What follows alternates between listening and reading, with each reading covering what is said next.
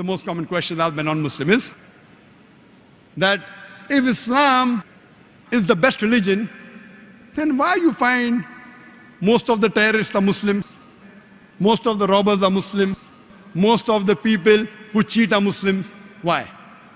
If Islam is the best religion, then why do you see that the Muslims are the worst? The reply to this question is that one of the major factors for this impression that all the terrorists are Muslims, the impression that most of the people who cheat are Muslims, the most of the people who bribe are Muslim, is the media. And about 5 years back, when I was called Dubai Holy Quran International Award for the second time, under the patronage of Sheikh Muhammad bin Rashid Al Maktoum, I had given the talk on the second day, Media and Islam, War or Peace. And I described in detail what is the strategy of the media to malign Islam. And I also gave a talk, Islam, the solution to the problems of humanity. The media says Islam is a problem for humanity. Actually, Islam is the solution for the problems of humanity. That's why the tagline of the Peace TV is the solution for humanity. That means Islam is the solution for humanity. What does the media do? Time will not permit me to give in detail. I'll just wind up my answer in a couple of minutes. What does the media do? Media picks up the black sheep of the community and they portray as though they're exemplary Muslims. See, we have black sheep in the community. We do have many Muslims who are namesake Muslims. They aren't practicing Islam. They pick them up and they portray as though they're exemplary Muslims. Many a time the media,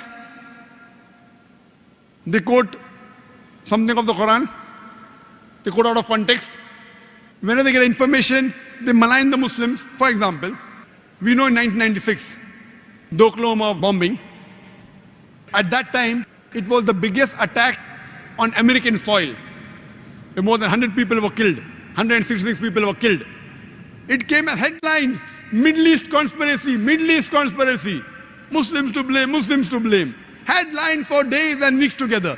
Later on, when they came to know it were 2 American soldiers, it comes once and vanishes. When they don't know the culprit, it comes for days as headlines. When they come to know the real culprit, 1 or 2 days, the news goes out.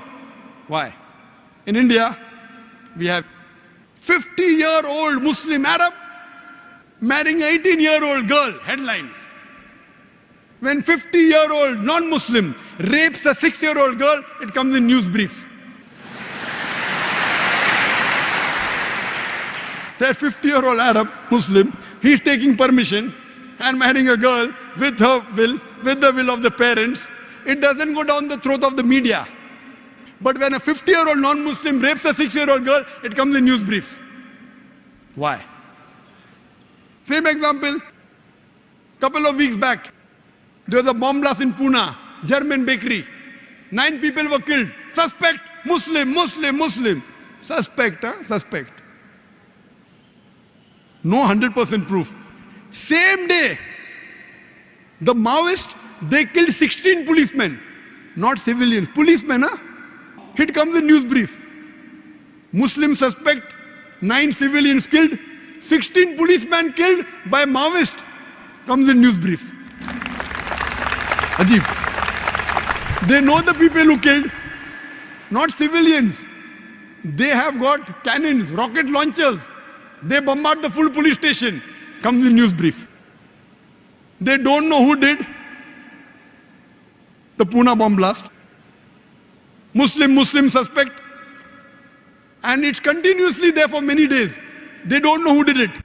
Who they know did it because it's a Maoist, communist, non-Muslim, news briefs. Or maybe front page, some papers, but below.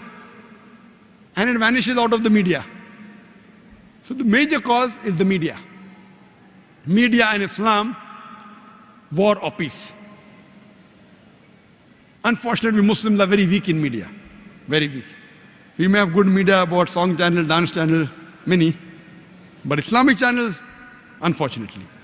Yes, I do know there are black sheep in the community. But yet, with all the black sheep, yet as a whole, the Muslims are the biggest teetotalers in the world. I know some Muslims who can drink the non-Muslim under the table. But as a whole, the biggest community of teetotalers in the world are Muslims.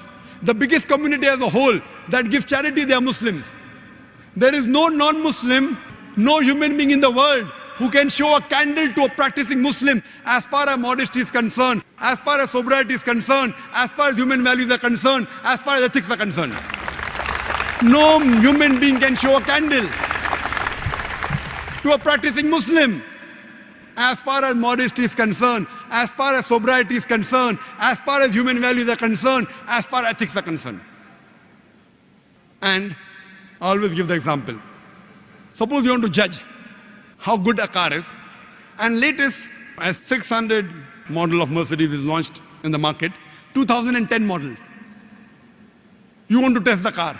You put behind the steering wheel a driver who does not know how to drive, and he bangs up the car. He has an accident.